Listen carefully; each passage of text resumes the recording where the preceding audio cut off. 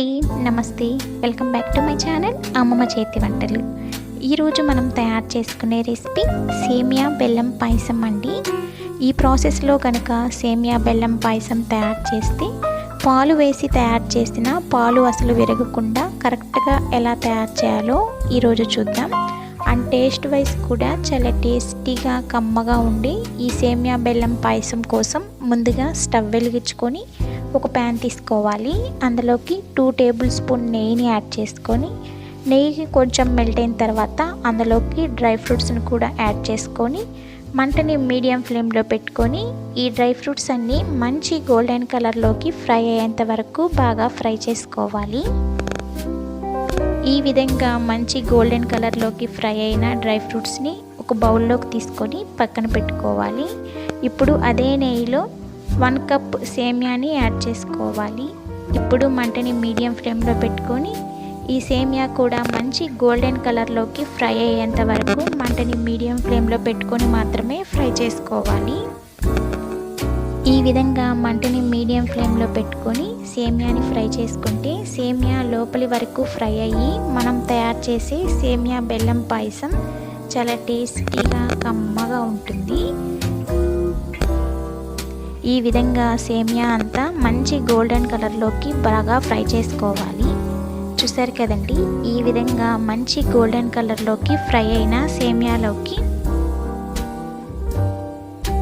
1 cup సేమియాకి 2 cups water అయితే కరెక్ట్గా సరిపోతాయి.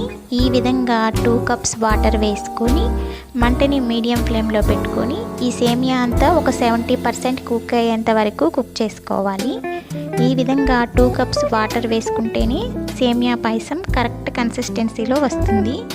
ఈ విధంగా సేమియా బాగా 70% కుక్ అయిన తర్వాత ఇప్పుడు అందులోకి మనం ఏ కప్పుతో అయితే సేమియా తీసుకున్నామో అదే కప్పుతో 1/4 కప్పు బెల్లం తురుముని యాడ్ చేసుకోవాలి. సేమియా కుక్ అయిన తర్వాతే బెల్లాన్ని యాడ్ చేసుకోవాలండి. ముందుగా యాడ్ చేసుకుంటే సేమియా కుక్ అవ్వదు.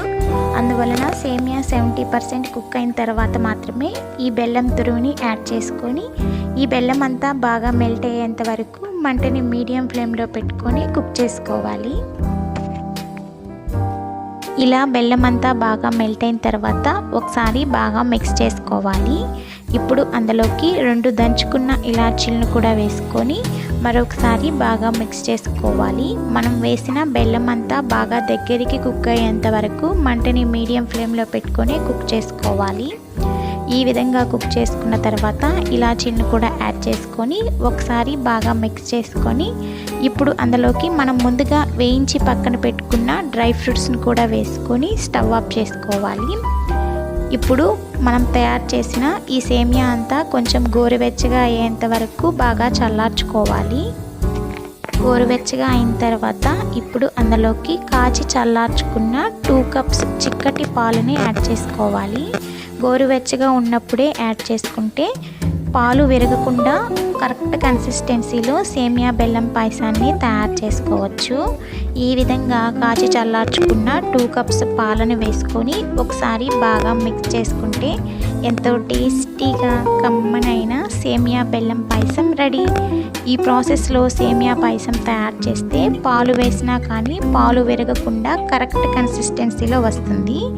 మీరు కూడా ఇదే ప్రాసెస్లో సేమియా పాయసాన్ని ఒక్కసారి తయారు చేసి చూడండి. చాలా టేస్టీగా కమ్మగా ఉంటుంది.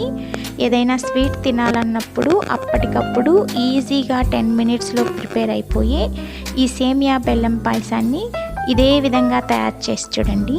మరిన్ని క్విక్ అండ్ ఈజీ రెసిపీస్ కోసం అమ్మమ్మ చేతి వంటని సబ్స్క్రైబ్ చేసుకోండి. వీడియో నచ్చినట్లయితే లైక్ చేయండి, షేర్ చేయండి, కామెంట్ చేయండి. మన వీడియోల్ని కొత్త వారు ఎవరన్నా చూస్తున్నట్లయితే సబ్స్క్రైబ్ చేసుకోవడం అస్సలు మర్చిపోకండి. Thank you for watching.